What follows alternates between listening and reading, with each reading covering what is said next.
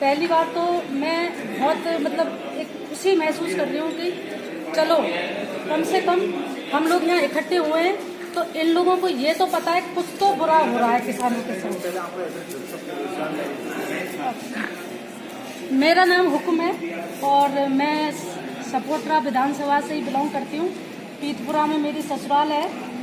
मुझे भी सूचना मिली, मैंने भी कहीं सोशल मीडिया पे देखा कि सपोटरा में किसानों से संबंधित एक जागरूक जो है रैली हो रही है।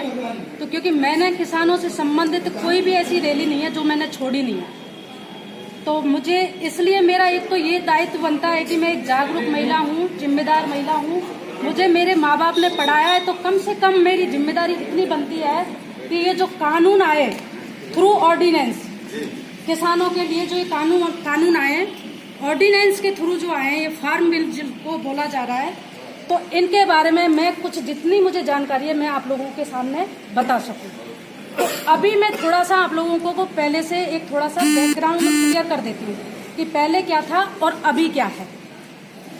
तो जिस टाइम हमारा ये मुगल एरा जो टाइम था, उस टाइम हमारा जो कृषि क्षेत्र था बहुत जबरदस्त था, बहुत बम्पर पैदावार होती थी।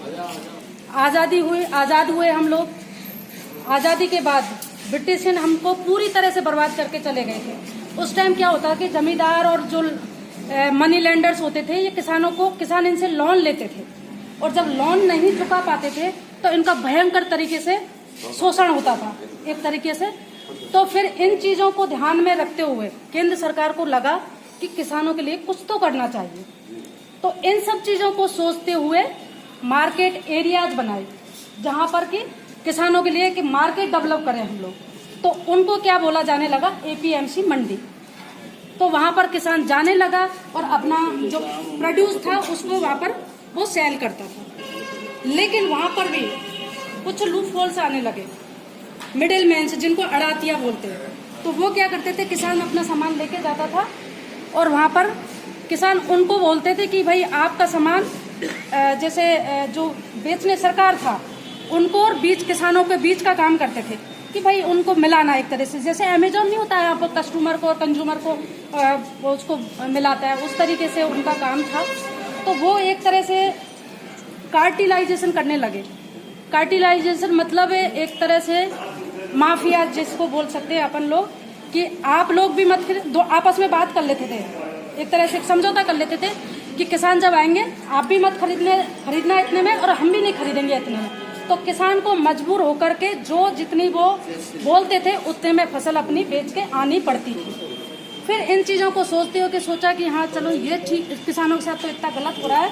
तो एक फिर वापस से एमएसपी एक रेट डिसाइड की सरकार की, जिसको अपन कहते हैं कि सरकारी खरीद, सरकारी रेट है ये। इस पर किसानों को अपना प्रोड्यूस आके बेचना पड़ता है।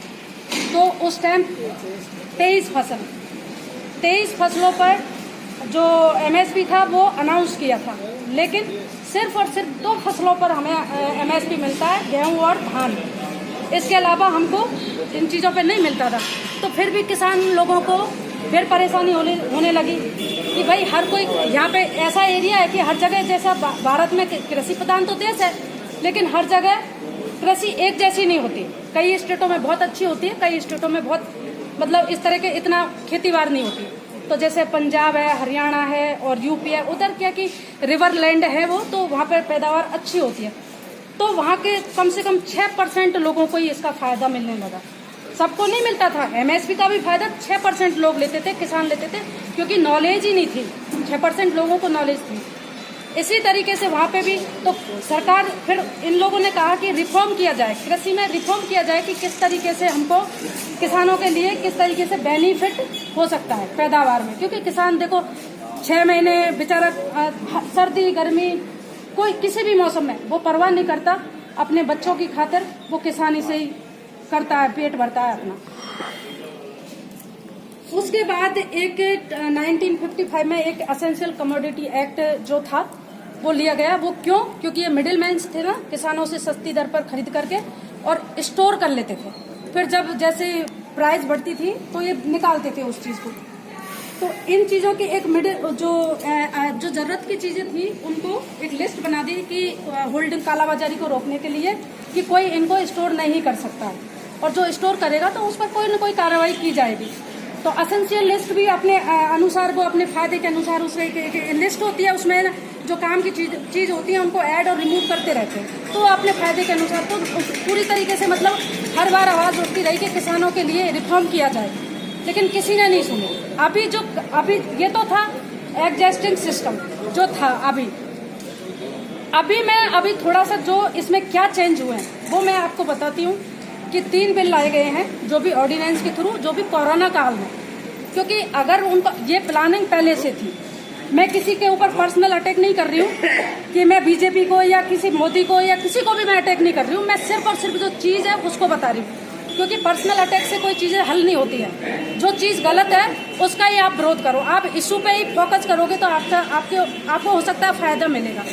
तो इसलिए मैं मोदी जी की उस पर अटैक नहीं करते हुए, तो इसमें क्या जो 3 कानून ऑर्डिनेंस का मतलब होता है कि जब सदन में नहीं होता और वॉइस कोडिंग के थ्रू जो है वो बिल है वो पास कर दिए जाते हैं, तो दोनों सदनों में पास कर दिए बिल। फिर उसके बाद जो पहला बिल है उसका मैं बताती हूँ, बड़े बड़े नाम है जो किसानों की तो बस की बात ही नहीं है, उनको पढ़ना बेचारे किसानों ने ये है कि अब थोड़ा सा एजुकेशन में आने लगे, जो भी क्यों जैसे हम जैसे बच्चे पढ़ा दिए तो वो उनको थोड़ा सा बता देते कि हमारे लिए ये चीज़ें गलत हो रही हैं। तो फिर उसके बाद जो पहला बिल वो लाए थे, तो मैं आपको शॉर्ट में ही वैसे बता देती हूँ। 1 नेशन 1 मार्केट है उसका मतलब, वैसे है the farmer produce protection and commerce. तो इसका मतलब है कि किसान अपनी फसल को कहीं भी जाकर के बेच सकता है।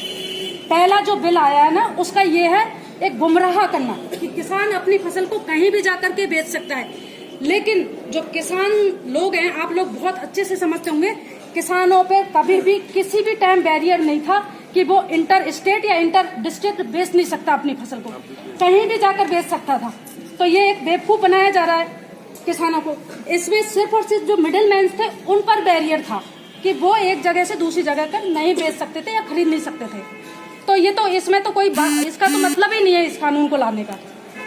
तो किसानों के लिए ये वाला है, तो इसमें कोई लेना देना नहीं है। दूसरा जो अपना आया है कॉन्ट्रैक्ट फार्मिंग का है, दूसरा जो है, तो उसमें क्या होगा कि बड़े कारपोरेट आएंगे, आपको व्यापारी ट्रेडर्स आएंगे, आपकी खेती को कॉन्ट्रैक्ट पे ले लेंगे, ठीक है। उनका ही बिल होगा, उनका ही सारा सब कुछ उनका ही होगा। आपसे वो कॉन्ट्रैक्ट कर लेंगे कि भाई इतने और हमें ये रेट भी वो फिक्स कर लेंगे। अब बात यही, उसमें ये बिल्कुल स्पष्ट नहीं लिखा है कि अगर बाई चांस कोई कंपनी ने जिसने आपसे कॉन्ट्रैक्ट किया है और उसकी कंपनी दिवालिया निकल गई या कुछ और हो गया या उन्होंने जैसी चाही वैसी पैदावार नहीं हुई, उस केस में क्या होगा? कुछ नहीं। फिर तीसरा, आपको जो लगाया, उन्होंने साथ में शर्त रखी है कि आपके पास कोई भी ऑप्शन नहीं है सिविल कोर्ट को अप्रोच करने का, आप नहीं जा सकते सिविल कोर्ट में। आप एसडीएम लेवल तक ही अपना डिस्प्यूट वहीं रिजॉल्व करोगे। लेकिन अब एसडीएम कोर्ट भी आप जाओगे, एसडीएम तक भी जाओगे, वहाँ क्या हम जैसे छोटे मोटे तो हेक्टेयर के किसान की कोई सुनेगा? नहीं सुनेगा ना, वहाँ भी बड़े बड़े लोगों की सुनी जाएगी। तो आप सरकारी तंत्र इसमें इन्वॉल्व कर दिया, आप चक्कर लगाते रहो वहाँ पर सरकारी तंत्र में, वही कंसाइनेशन बोर्ड हैंडल करेगा, वही सारा सब कुछ होगा।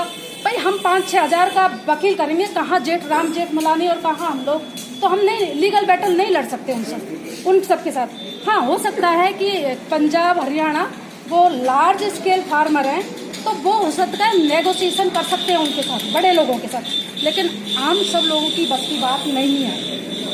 तो ये जो मैं इसके फॉल्स बता रही हूँ आपको, इसके फ्लॉज जो हैं इन कानूनों के, वो चीज़ मैं बता रही हूँ आपको कि किसान के लिए क्या होगा।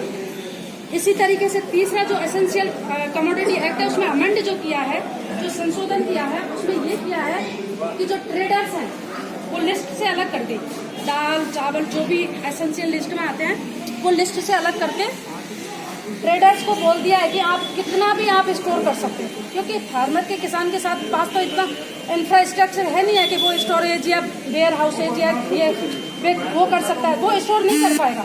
ये स्टोर कर लेंगे खरीद के, जो व्यापारी हैं ये स्टोर कर लेंगे, अपने पास कुछ है नहीं है, कल को आप ही उनसे जा करके वो फ्लेवर्स में उसको चेंज कर लेंगे। आपको पता है कि गेहूँ अपना गेहूँ यहाँ से अपन से कितने अभी है 1925-60 75 हो गया, हाँ सॉरी, तो 1975 में आप, और हाँ अपन को 19 रुपए किलो ओवरऑल मैं बोल देती हूँ, 20 रुपए किलो अपन को मिलेगा जो बेचते हैं अपन, और अपन को उसी दुकान से जाके हो सकता है कि अपन को 50 रुपए किलो मिले, क्योंकि उसमें फालतू का आड़ जाड़ झंझाड़ जो लगा देते हैं ना, वो पैकिंग और ये फलाना ढिकाना का, तो वो सारी चीजें, तो ये तो किसान का ये चीजें तो हो गई, इसमें ये सारी चीजें हैं। तो हमारे पास ना तो इतनी सुविधा है किसानों के पास कि वो स्टोर कर सकता है, ना किसान इतना पढ़ा लिखा है कि उनके साथ लीगल बैटल कर सकता है, कोई कानूनी लड़ाई लड़ सकता है, तो वो तो सरकारी तंत्र में उलझा ही रहे, वहीं फंसा रहे, कुछ नहीं, हार बैठ के और चुपचाप वो बैठ जाए, कुछ नहीं कर पाएगा। जो भी सरकार आती है एक ही राग अलापती है, हमने पहले किसान कच्चे में रहता था, हमने अब पक्के में कर दिया। पक्के में वही किसान रह रहा है जिसके बच्चे पढ़ लिख करके बाहर चले गए हैं। कच्चा पक्का किसान उन्होंने कुछ नहीं किया। आजादी के बाद की अगर मैं बात करूं तो किसानों की जो 100 रुपए कमाता था उस टाइम, आज 119 रुपए कमा रहा है, सिर्फ 19% बढ़ोतरी हुई है। वही नेताओं की अगर बात करें ना अपन, तो 285% बढ़ोतरी हुई है। एक एक्स MLA जब एक्स MP बनता है तो 2 बार वो लेता है, वो पेंशन लेता है। 50,000 पटेल को मिल रहा है। हाँ मिल रहे होंगे, बिल्कुल मिल रहे होंगे, बिल्कुल बिल्कुल, लेकिन सबको सब कुछ चाहिए, सब कुछ चाहिए। किसानों को क्या, किसानों की कोई सोचता ही नहीं है। इसलिए मैं तो एक जिम्मेदार महिला होने के नाते आप सब लोगों को ये कहना चाहती हूँ, अगर आप लोग यहाँ खड़े हुए एकत्र हुए ना, ये बहुत बड़ी बात है। आपको इतना तो पता है कि हमारे साथ कुछ तो गलत हो रहा है, और आज अगर हम लोगों ने साथ नहीं दिया, पहले ये किसान आंदोलन हरियाणा, पंजाब, यूपी तक सीमित था और दिल्ली के बॉर्डर तक सीमित था। आज इतना तो पता लग गया, हम जैसे लोगों की वजह से, जो ये पढ़े लिखे बच्चे हैं, इन्होंने आप लोगों को जागरूक किया, आप लोग हैं सब कुछ सोशल मीडिया के थ्रू, कि कुछ तो गलत हो रहा है। अब कुछ गलत हो रहा है तो उसको और भी आगे जानने की कोशिश करेंगे आप लोग, तो इसका मतलब किसानों के साथ गलत हो रहा है। अगर ये कानून वापस नहीं होते हैं तो मैं वादे के साथ कह सकती हूँ कि आपकी पुश्तें आपको कोसेंगी कि ऐसा इस तरह से जो पहले गुलामी झेली थी, वही गुलामी अब हमें आगे झेलनी पड़ेगी। क्योंकि ये बिल्कुल एक दो लोगों के ही हाथों में पूरी सत्ता देना चाहते हैं। और इनकी प्लानिंग क्या थी, इनकी प्री प्लानिंग थी पूरी उस टाइम से। ये जो EVM है करना, ये सब कुछ प्लान पहले बन चुका था कि हमारे पास कुछ भी, कितना भी विरोध करो, हमारे पास EVM जिंदाबाद है। तो इसलिए प्रोटेस्ट जो करते हैं ना अपन, जय जवान जय किसान, कितना पॉपुलर नारा है अपने देश में, लेकिन इस चीज से आप लोग अंदाजा लगा लेना कि आप लोगों को कितनी कदर है जवानों की, किसानों की, कि यहाँ पर बैठे कम से कम आधे लोगों को ये तक पता नहीं किसानों के साथ क्या हो रहा है। तो इसलिए हमें जय जवान जय किसान किसी चीज को बिना जाने पूछे हमको ये हू अल्लाह करने से कोई मतलब नहीं निकलता है। तो मेरा इतना ही कहना है कि आप लोग अड़ जाओ, आज मीटिंग करिए, और हो सकता है 10 दिन बाद और मीटिंग करो।